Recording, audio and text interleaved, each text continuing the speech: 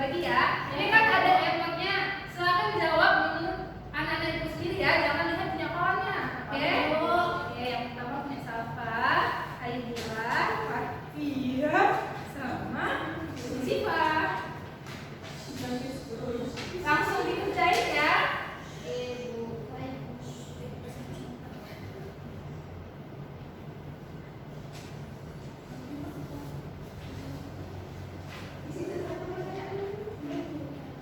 Sesuai perasaan masing-masing ya. Bagaimana nih perasaannya setelah kita belajar hari ini?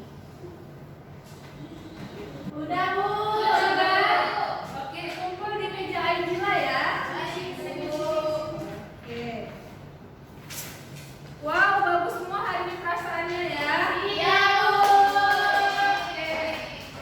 Baik, jadi kesimpulan pembelajaran kita hari ini yaitu teks prosedur itu dapat memudahkan kita dalam melakukan sesuatu secara benar. Nah, jadi dengan mengenali tadi ada pengertian, tujuan, ciri-ciri, struktur, sama jenis-jenisnya, kita bisa nih nanti kalau membuat teks prosedur bisa jadi benar dan nggak perlu sistematis kan, supaya nanti misalnya kita membuat video, berarti pemirsa kalau membuat teks nanti pembaca lebih paham nih bagaimana cara melakukan sesuatu yang tadi kita buat. Baik, ada yang ingin ditanyakan lagi? Tidak Bu.